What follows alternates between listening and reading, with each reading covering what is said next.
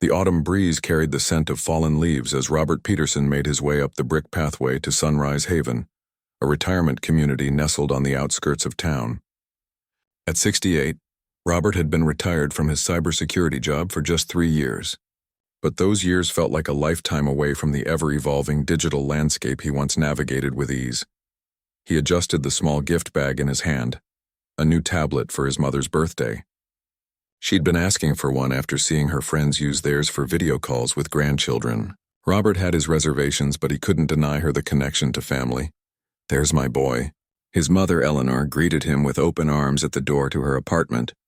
At 87, she moved a bit slower these days, but her mind remained sharp as a tack. Her apartment was small but comfortable, filled with photos of family and treasured knickknacks collected over a lifetime. "Happy birthday, Mom," Robert said, handing her the gift bag after their embrace. "Thought you might like to join the digital age." Eleanor's eyes lit up as she pulled the tablet from the bag.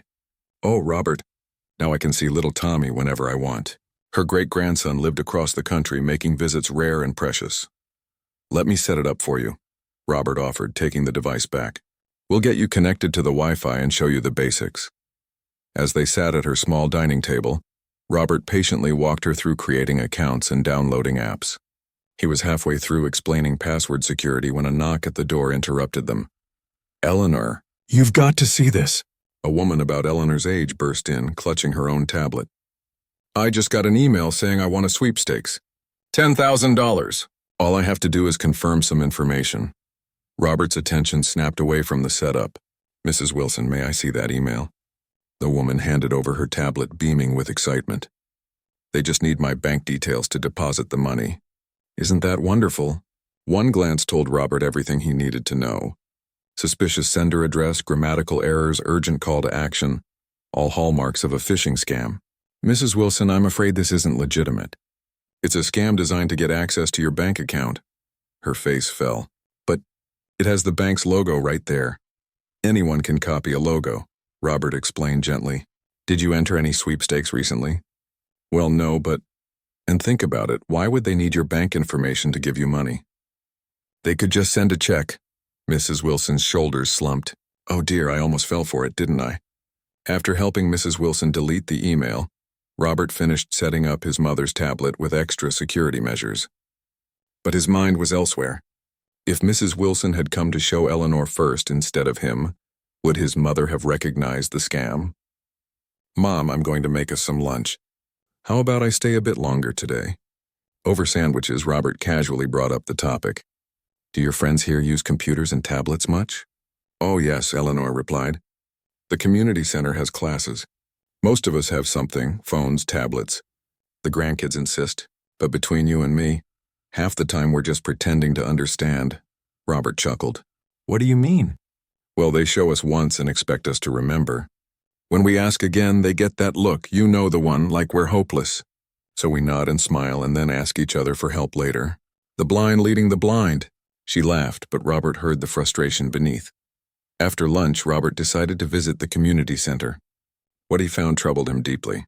A dozen seniors sat at computers, many looking confused or clicking randomly. The young instructor moved too quickly, using technical terms without explanation. "Does anyone have questions?" the instructor asked, glancing at his watch. No hands went up, but the bewildered expressions told another story. Robert approached an elderly man struggling with his laptop after class. "Need some help?" The man looked up, relieved. "Can you show me how to see my grandson's baseball game? He sent a link, but I keep getting strange windows popping up." Robert sat down and immediately spotted the issue. The man's computer was infected with malware from clicking dangerous links. As he cleaned up the system, more seniors gathered around, each with their own questions and problems. Someone called saying they were from Microsoft about a virus. "My daughter set up automatic payments, but now my account looks wrong. I got this message saying my computer is locked unless I pay." Over the next few hours, Robert uncovered a disturbing pattern. Nearly every senior had encountered some form of scam, and many had fallen victim. What shocked him most wasn't just the frequency, but the sophistication. These weren't obvious Nigerian prince emails. They were targeted attacks using senior-specific language, impersonating trusted organizations like Medicare and exploiting specific fears like losing independence. As the afternoon wore on, Robert helped where he could, but the scope of the problem overwhelmed him. He returned to his mother's apartment troubled and quiet. "What's wrong?" Eleanor asked as they sat for afternoon tea. "Mom, how many of your friends have lost money to online scams?" Eleanor stirred her tea thoughtfully. "More than you'd think. Jack from 4B lost his pension to someone claiming to be from Social Security. Rita gave her Medicare number to a health survey.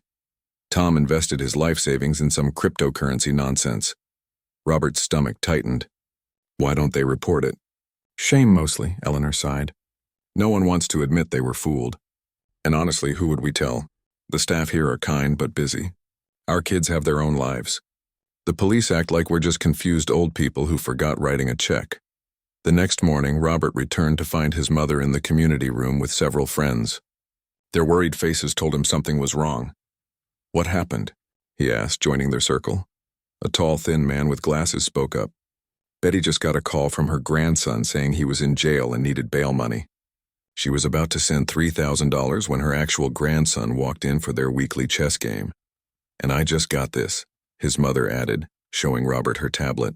An official-looking email claimed her Social Security payments were suspended due to suspicious activity and provided a link to verify identity. Robert's cybersecurity training kicked in as he examined the message. This was a sophisticated spear phishing attempt, designed to look exactly like official government correspondence. But the URL in the link would lead to a fake site designed to steal personal information. "This is getting worse," he muttered, deleting the email. As Robert looked around the room at these vulnerable seniors, including his own mother, something shifted inside him. These weren't just random scam victims. They were a generation being systematically targeted because of their unfamiliarity with technology. "Robert?"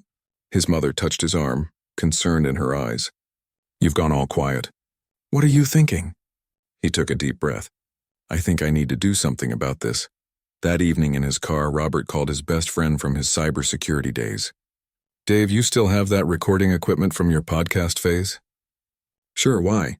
"I need to borrow it. There's something important I have to do." "That doesn't sound like you," Dave laughed. "What happened to keeping a low profile in retirement?" Robert watched as an elderly couple slowly made their way across the parking lot, leaning on each other for support. "Some things are more important than staying comfortable," he said quietly. "I'll pick up the equipment tomorrow." As he drove home, Robert's mind raced with possibilities and doubts. He'd never made a video before. He'd spent his career working behind the scenes, deliberately maintaining privacy. The thought of putting his face online made him deeply uncomfortable. But the alternative, doing nothing while people like his mother were systematically victimized, was worse. "Didn't want to create this video," he practiced, aloud to his empty car. "But only a small percentage of seniors will truly understand the technical details of how these scams work. And that small group could help protect the rest." The idea began taking shape. He couldn't reach everyone, but he didn't need to. He just needed to reach the right people, the 1% who could spread the word. By the time Robert pulled into his driveway, his decision was made. Uncomfortable or not, he had work to do. Robert stared at the camera equipment spread across his living room table. Dave had dropped it off that morning with a quick tutorial that went in one ear and out the other. The tripod looked simple enough, but the microphone setup and lighting kit might as well have been alien technology. "This was a mistake," he muttered, picking up the camera. His reflection in the lens showed a man who looked much older than he felt. The idea that had seemed so urgent yesterday now felt foolish in the harsh light of day. His phone rang, breaking his train of thought. "Hey, Dad." His daughter's voice was warm and familiar. "Mom said you borrowed recording equipment from Dave. What's that about?" Robert sighed. "Hey, Lily, it's nothing. Just a silly idea I had." "Dad, you've never had a silly idea in your life. Too practical for that. What's going on?" He found himself explaining the situation at his mother's retirement home, the scams, the vulnerability, his sudden impulse to do something about it. "I thought I could make some kind of warning video," he finished, embarrassment creeping into his voice. "But who am I kidding? I don't know the first thing about making videos and nobody would watch it anyway." "Are you kidding?" Lily's enthusiasm caught him off guard. "That's a fantastic idea. You're exactly the right person to do this. I'm a behind-the-scenes guy, Lily, always have been. I spent my career making sure nobody knew my name. That's how I liked it. But Dad, that's exactly why you should do it. You know all the technical stuff, but you can explain it simply. Plus, you actually care about these people. Robert ran a hand through his thinning hair. I don't even have social media accounts. I wouldn't know how to get a video out there if I made one. I can help with that part, Lily offered. I use those platforms for my business all the time. I'll think about it, Robert promised, though his mind was already made up. This whole idea was best forgotten. After hanging up, he began packing the equipment back into its cases. He'd return it to Dave tomorrow with a thank you and an apology for wasting his time. The seniors would have to rely on their families or the authorities for protection. It wasn't his responsibility to fix everything. His phone buzzed with a text from his mother. Can you come by today? Need help with something on tablet. Perfect timing. He could check on her new device and then put this whole video nonsense behind him. When Robert arrived at Sunrise Haven, the atmosphere felt different.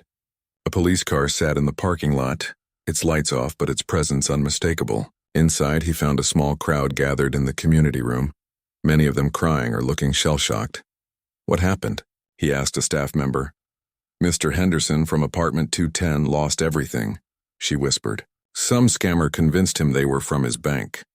Got his account information, passwords, everything. His life savings gone.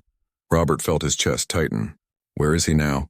She pointed to an elderly man sitting alone by the window, staring vacantly outside while a police officer took notes beside him.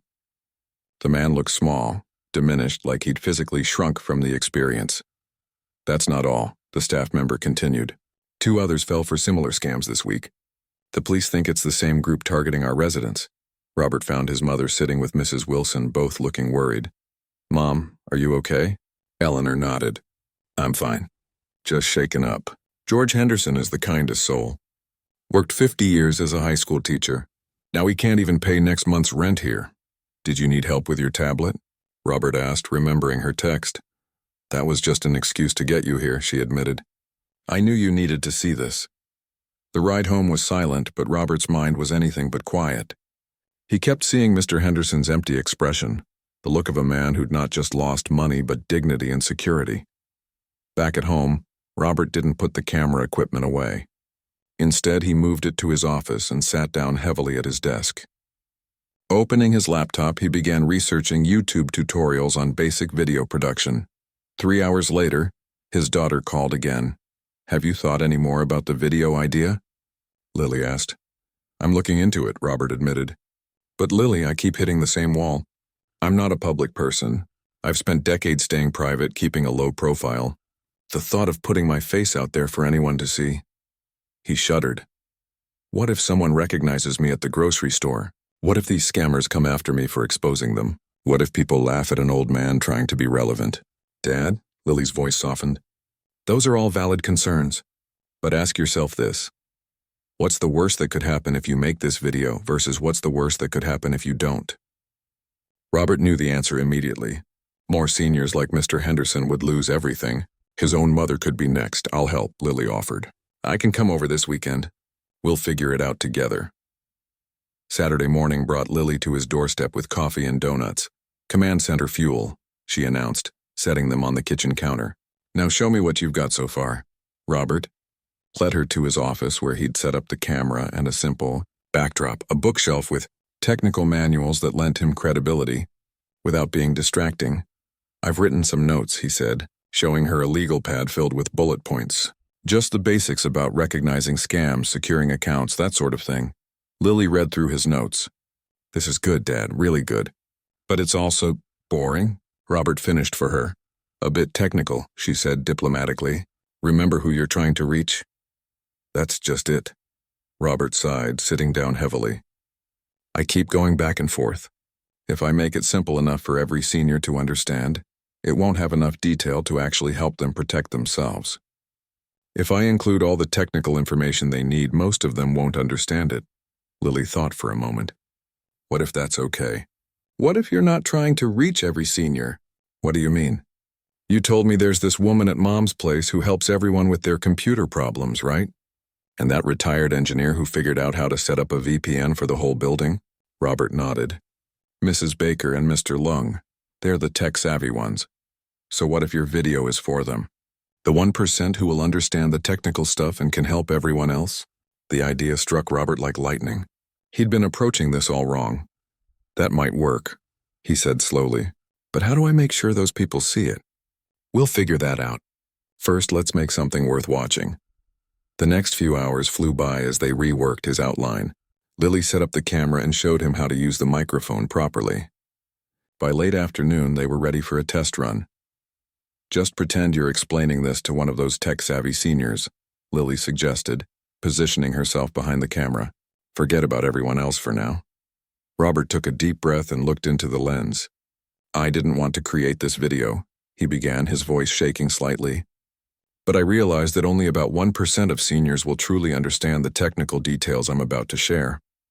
And that's okay because those few can help protect everyone else. He stumbled through the first take, forgetting points and talking too quickly. The second was better but still awkward. By the fifth attempt, frustration was setting in. This isn't working, he grumbled, loosening his tie. I look stiff, I sound boring, and I keep forgetting what I want to say. Nobody's going to watch this. Let's take a break, Lily suggested. Clear your head. During their break, Robert's phone rang. It was his mother. Just checking in, Eleanor said. How's the video coming along? Not great, Robert admitted. I'm terrible on camera. Well, of course you are, Eleanor laughed. You're trying too hard to be perfect. Just be yourself. What do you mean? You know what I loved about our conversations when I was learning to use my tablet? You didn't talk down to me. You explained things in a way that made sense. But you didn't treat me like I was stupid for not knowing.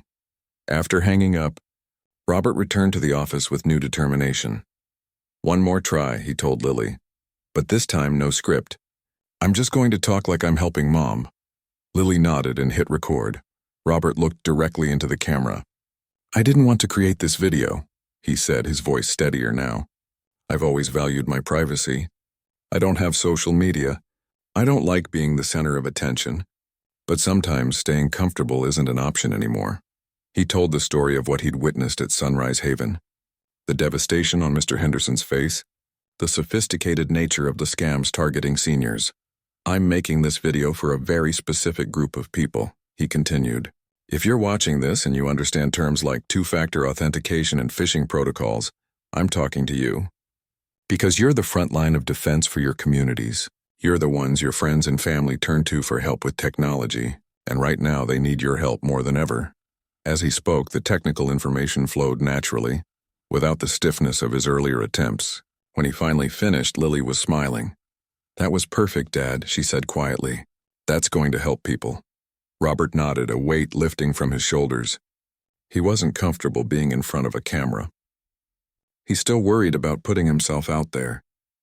But sometimes the right thing to do and the comfortable thing to do weren't the same. Let's finish this, he said. Those scammers aren't going to wait, and neither should we. The morning after recording his first successful take, Robert woke up with a sense of purpose he hadn't felt since retirement. Over coffee, he reviewed the footage Lily had transferred to his laptop. His delivery wasn't polished like professional YouTubers, but there was an authenticity to it that couldn't be faked. This might actually work, he murmured to himself. His phone pinged with a text from Lily. How's it looking? Need help with anything today? Robert typed back. Need to break down the different scam types.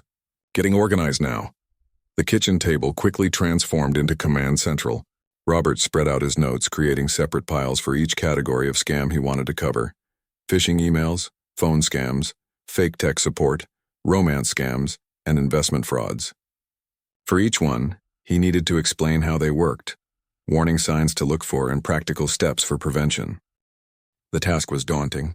How could he make complex security concepts understandable without talking down to his audience? Each time he started drafting a section, he found himself slipping into technical jargon. By mid-afternoon, frustration was setting in. Robert paced around his kitchen talking to himself. If I say two-factor authentication, half of them won't know what that means. But if I just say extra security step, that's too vague to be useful. He called his mother. Mom, if I told you to set up two-factor authentication on your email, would you know what to do? Eleanor laughed. Not a chance. What if I said to add a second way for your email to check it's really you, like a text message code? That makes more sense, she said. But I'd need you to show me how. That was it. Robert didn't just need to explain concepts, he needed to show them. He grabbed his camera and tripod and headed to his computer desk.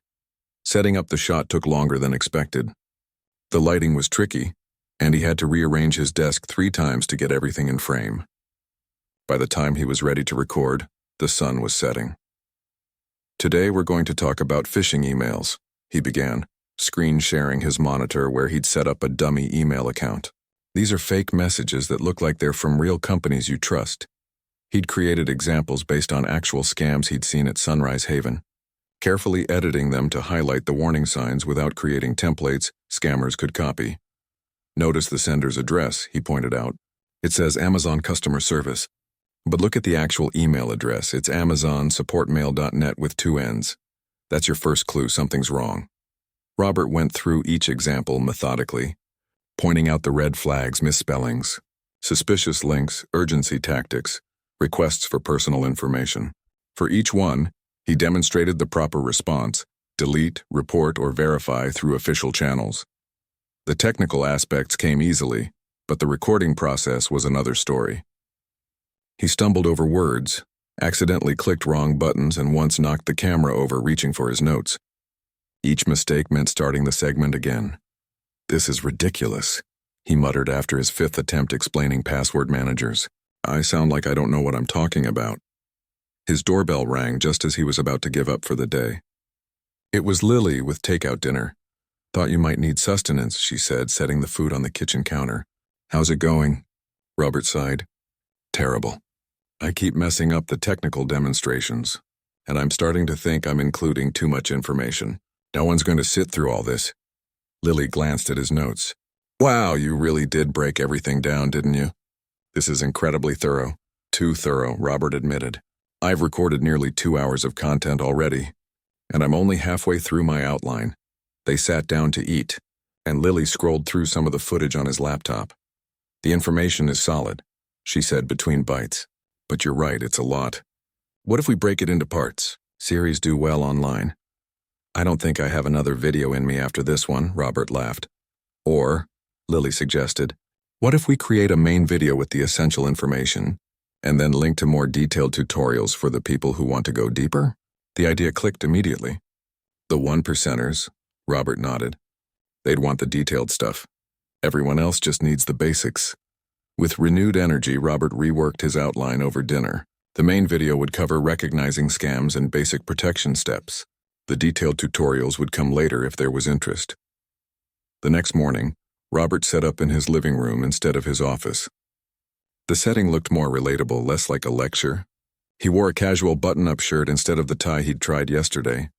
"I didn't want to create this video," he began again, more comfortable with the opening now. "But I realize that seniors are being targeted by scammers in ways that are increasingly sophisticated. Today, I'm going to show you the 5 most common scams and how to spot them." This time the recording went more smoothly. He still made mistakes. Technology was never perfectly cooperative, but he didn't let it derail him. When he fumbled with a demonstration, he simply acknowledged it with a self-deprecating comment and moved on. "See, even cybersecurity experts struggle with this stuff sometimes," he said after accidentally closing a browser window. "The difference is we know how to recover safely." By lunchtime, he'd finished the main segments. The challenge now was putting it all together. "I have no idea how to edit video," he admitted to Lily over the phone. "I can help with the basic cutting and transitions," she offered, "but we should keep it simple. Too polished and it might lose that authentic feel." That evening, Lily came over with her laptop loaded with video editing software. Robert watched over her shoulder as she worked, fascinated by how easily she cut out mistakes and stitched segments together. "Should we add music?" she asked. "Most videos have background music." "Absolutely not," Robert said firmly. "This isn't entertainment. I want people to focus on the information." "Fair enough," Lily nodded. "What about text overlays for the key points?" That made more sense to Robert. Yes, that would help reinforce the important stuff. They worked until midnight, Lily handling the technical aspects while Robert made decisions about content. When they finally had a rough cut, they watched it together from beginning to end. It wasn't perfect, The lighting changed between segments. Some transitions were abrupt, and Robert's delivery varied from confident to hesitant depending on the topic. But the information was clear. The demonstrations were helpful, and most importantly, it felt honest. "What do you think?" Lily asked when it finished. "Should we polish it more?" Robert considered the question carefully. Part of him wanted to re-record everything, to make it slicker and more professional. But another part recognized that the imperfections made it more relatable. The seniors he was trying to reach didn't need a polished performance. They needed someone who understood both their challenges and the technical solutions. "No," he decided. "I think it's better this way. Real people make mistakes. Real people sometimes struggle with technology. If I came across as too perfect, they might not trust me." Lily smiled. "That's what I was thinking too. Though we should probably fix that part where the cat jumped on your keyboard." Robert laughed. "I don't even have a cat." That was the neighbors. Must have come in through the patio door. The next day they made a few minor adjustments, added the text overlays for key points, and created a simple title screen. When they finished, Robert felt a strange mix of pride and nervousness. "So what now?" he asked. "How do we get this out there?" "I'll help you set up a YouTube account," Lily said. "We'll need to write a description that includes all the right keywords so people can find it when searching for senior scams." The process took longer than expected, with verification steps and profile setup that seemed unnecessarily complicated. "And people wonder why seniors struggle with technology," Robert muttered as they waited for a confirmation code. "This isn't intuitive at all." Finally, everything was ready.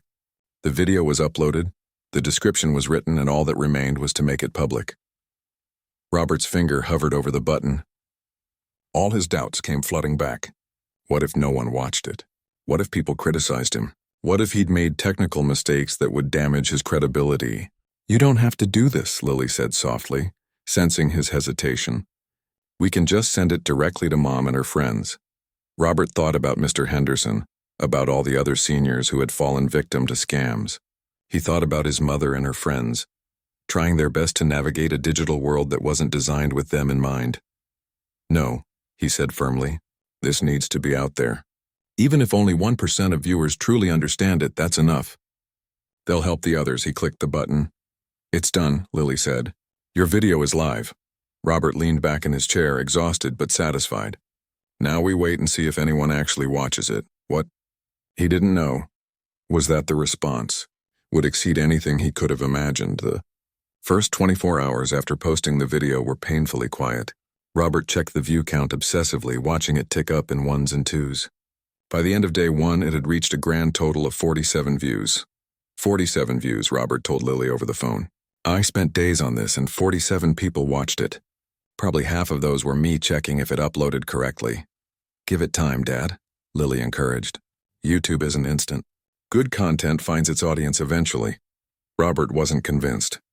"Maybe I should just print out some flyers for Mom's retirement community instead. At least then I'd know people were seeing it." The comments weren't particularly encouraging either. Most were generic. "Thanks for this," or "good information." A few were confused. "What's a phishing email?" Misspelling phishing, and "too complicated for me." One person had simply written, "My grandson handles all this computer stuff for me." Robert tried not to feel discouraged, but it was hard not to see the video as a failure. He'd gone way outside his comfort zone for seemingly little impact. Maybe he'd been naive to think he could make a difference this way. 3 days after posting, Robert was having coffee with his friend Dave when his phone buzzed with a YouTube notification. Someone had left a new comment. "Excellent breakdown of multi-factor authentication. I've been trying to explain this to my bridge club for months. Mind if I use your video at our next technology sharing session at Golden Horizons Retirement Village?" Robert showed Dave the message. "Sounds like you found one of your 1%ers, Dave observed. "Maybe," Robert replied cautiously. "But one person hardly makes a movement." That afternoon, more comments trickled in. "Thank you for explaining these scams without making seniors feel stupid.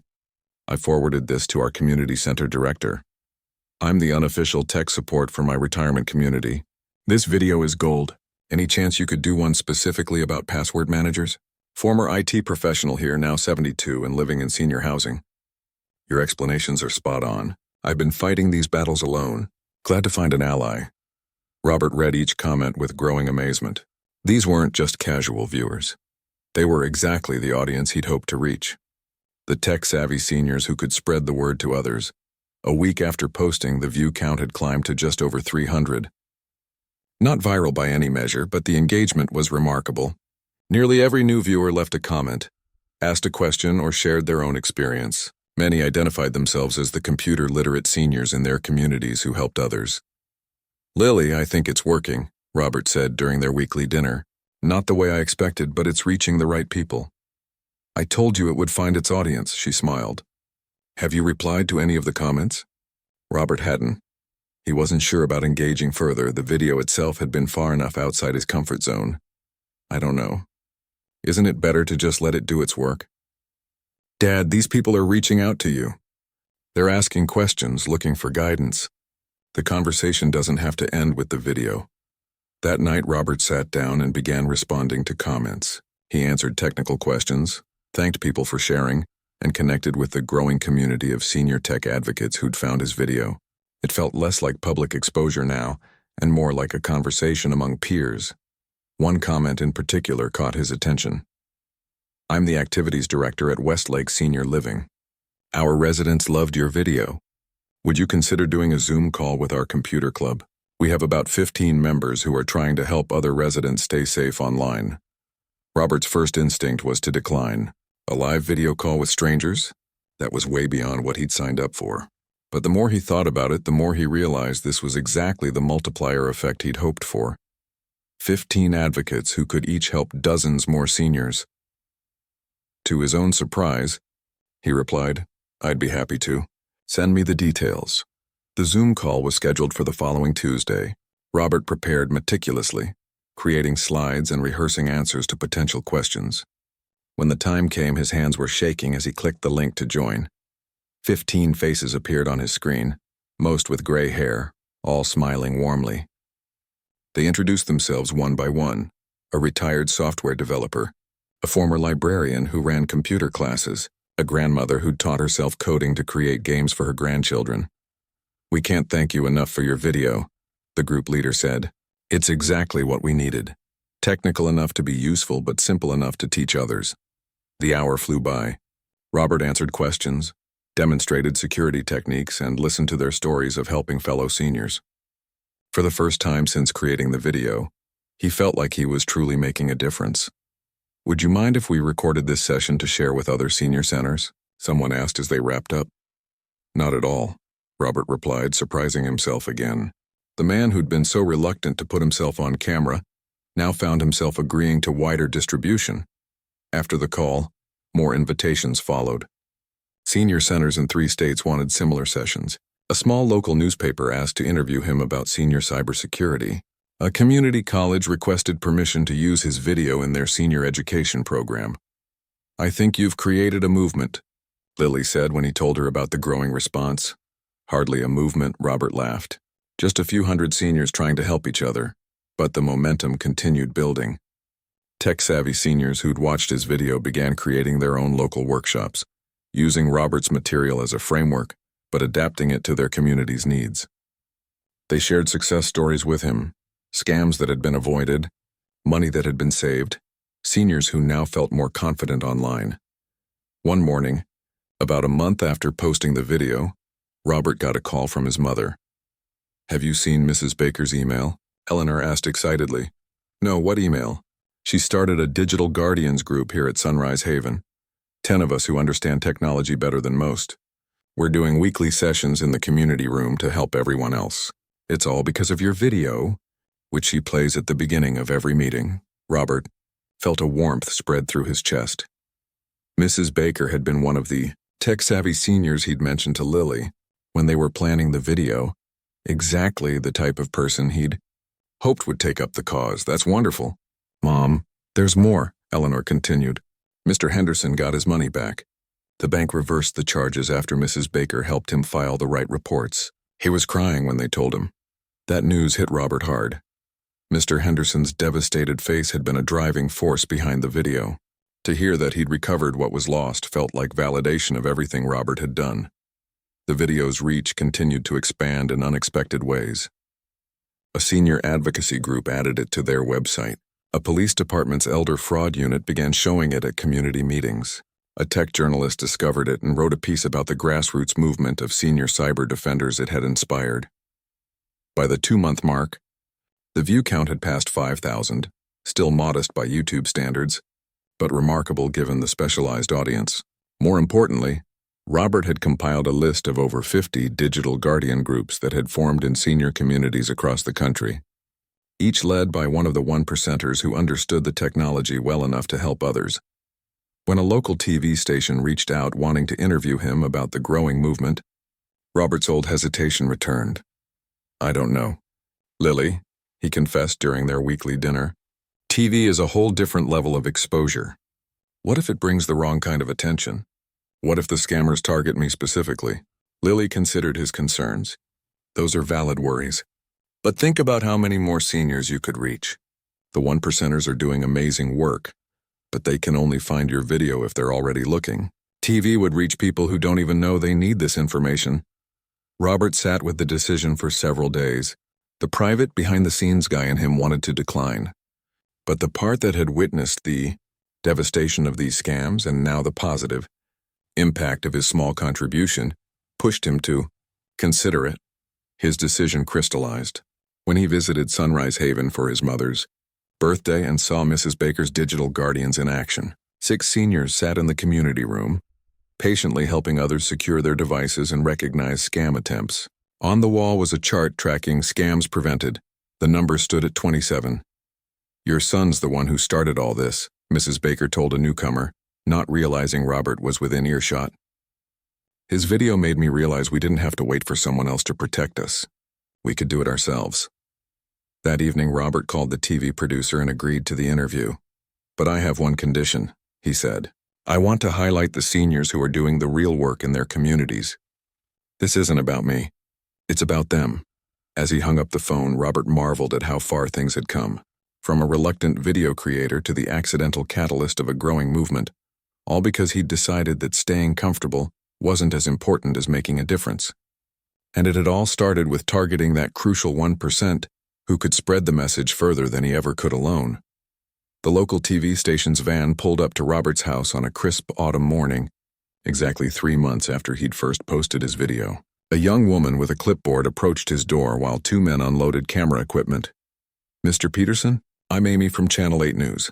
Thank you for agreeing to this interview." Robert nodded, suddenly unsure of his decision. The camera equipment looked much more intimidating than the simple setup he'd used for his video. But he reminded himself why he was doing this, not for attention, but for impact. "We thought we'd film in your living room, if that's all right," Amy suggested. "It'll give viewers a sense of who you are, just a regular person who saw a problem and decided to help." The setup took nearly an hour. Lights were positioned, microphones clipped to shirts, and furniture rearranged. Robert sat awkwardly on his couch, trying not to look at the camera directly across from him. "Just pretend it's not there," the interviewer advised as she took her seat. "Talk to me, not the lens." The first few questions were straightforward. What had inspired the video, what response he'd received, how it felt to see the impact. Robert answered mechanically at first, too aware of the camera and lights. But when the conversation turned to the digital guardians groups that had formed, his passion took over. "These seniors are the real heroes," he said, leaning forward. "People assume older adults can't understand technology, but that's simply not true. There's always a percentage who pick it up quickly and want to help others. They just needed someone to speak their language to bridge the gap between cybersecurity expertise and practical, everyday solutions." The interviewer smiled. "You found your 1%? "Exactly," Robert nodded. "And they're multiplying the impact in ways I never could have alone." By the end of the interview, Robert had forgotten about the camera. He demonstrated simple security techniques, shared stories of scams that had been prevented, and emphasized that anyone could learn to protect themselves online with the right guidance. "One last question," the interviewer said as they were wrapping up. "What would you say to other retired professionals who have valuable knowledge but are hesitant to share it publicly?" Robert thought about his journey, from the privacy-obsessed cybersecurity expert to reluctant video creator to accidental movement leader. "I'd say that comfort isn't always the most important thing," he answered. "Sometimes the world needs exactly what you know, even if sharing it pushes you outside your comfort zone." Find your 1%, the people who will truly understand and carry your message forward. The rest will follow. The segment aired the following week during the evening news. Robert watched nervously with Lily at his side, cringing slightly at seeing himself on television. "You look great, Dad," Lily assured him. Very authoritative. The 3-minute piece was concise but powerful. It highlighted the growing problem of senior-targeted scams, showcased Robert's video and its impact, and ended with clips from Digital Guardians groups in action at various retirement communities. Robert's phone started buzzing before the commercial break even began. Friends, former colleagues, and neighbors all reaching out to say they'd seen him on TV. But the most meaningful messages came later that evening. Emails from senior center directors, retirement community administrators, and senior advocacy groups, all asking for his help. The next morning, Robert's video view count had jumped from 6,000 to over 50,000. Comments flooded in faster than he could read them. "Just saw you on the news. My mother lost $5,000 last month to one of these scams. Showing her your video now. Our senior center needs this information desperately. Can we download your video to show at our weekly meeting? I'm 72 and just got my first computer. Scared to death of making a mistake. Your explanation makes me feel like I can do this safely." The most surprising message came from a major technology company specializing in security software. They wanted to sponsor a series of workshops for seniors based on Robert's approach, with him as the lead presenter. "They're offering to pay you," Lily pointed out when he showed her the email. "This could become more than just a volunteer project." Robert shook his head. "I don't want payment. But if they're willing to fund workshops in communities that can't afford them, I'm interested." The company agreed enthusiastically. Within weeks, a schedule was set for 10 workshops at retirement communities across the state, with all expenses covered and materials provided free to participants. Robert's first workshop was at Sunrise Haven, where it all began. The community room was packed, not just with residents but with digital guardians from other senior centers who had come to learn his approach. "I never expected to be standing here," Robert admitted as he began. 3 months ago, I was just a retired guy worried about his mom and her friends. I didn't want to make that video, but sometimes the things we're most reluctant to do have the biggest impact." The 2-hour session flew by. Robert had prepared meticulously, creating handouts, demonstrations, and simple exercises that reinforced key concepts. But the most valuable moments came during the breaks, when participants shared their own experiences and solutions with each other. "You've started something remarkable," the administrator told him afterward. "Our residents are more confident online now. They're not afraid to use technology because they know how to protect themselves, and they know they have support if they run into trouble." As the workshops continued, Robert noticed a change in himself as well. The man who had valued privacy and anonymity now found purpose in public engagement. He still wasn't comfortable with attention, but he'd made peace with visibility for a cause that mattered. 6 months after posting his original video, Robert stood at a podium in the ballroom of a major hotel, addressing the annual conference of the National Association for Senior Welfare. His audience included healthcare providers, senior living administrators, policymakers, and advocates. "Senior scam prevention isn't just about technology," he told them. "It's about dignity. When we empower older adults to protect themselves online, we preserve their independence. When we build communities of support like the Digital Guardians, we acknowledge their capabilities rather than just their vulnerabilities." His speech received a standing ovation. Afterward, a line formed of people wanting to share their stories, ask questions, or simply thank him. Robert stayed until he'd spoken with every last person. That evening, exhausted but satisfied, he called his mother. "How are things at Sunrise Haven?" he asked. "You wouldn't recognize the place," Eleanor replied proudly. "Mrs. Baker has 23 digital guardians now. They have office hours every day in the computer room. The director says reported scam attempts are down 60% since your video." "That's wonderful, Mom. And you know what's really special? The digital guardians aren't just the ones who already knew about computers. They're people who watched your video, got help from the original group, and then wanted to help others themselves. Your 1% is growing." 1 year after reluctantly pressing record on that first video, Robert sat in his office looking at the analytics. His original video had over 300,000 views. The follow-up tutorials he'd created had thousands more. Digital Guardians groups had formed in over 500 senior communities nationwide. More importantly, a recent survey by a senior advocacy group had shown a measurable decrease in successful scams against seniors in communities with active Digital Guardians programs. Real people had kept their savings, their security, and their dignity because of a movement that started with one reluctant video. Robert's phone buzzed with a text from Lily. "Have you seen this?" She'd sent a link to a social media post from a retirement community in Florida. It showed a group of seniors gathered around a computer, all wearing t-shirts with Digital Guardian printed on the front. The caption read, "Thanks to Robert Peterson for showing us that seniors can be the front line of defense against scammers. We're proud to be part of the 1%. Robert smiled and set down his phone. His life had changed in ways he never expected. The privacy-loving cybersecurity expert had become a public figure of sorts. The reluctant video creator had inspired a movement, and somewhere along the way he'd discovered that stepping outside his comfort zone had given him something retirement hadn't: purpose. His doorbell rang, Dave arriving to drive him to the airport.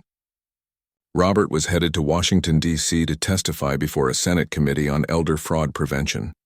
Another thing he never imagined doing? "Ready for this?" Dave asked as they loaded his suitcase into the car. Robert nodded. "You know, I still don't want to be in the spotlight. But sometimes what we want isn't as important as what needs to be done." "Well," Dave grinned, "for someone who didn't want to create that video, you've sure come a long way." Robert laughed. 1% at a time, my friend. 1% at a time.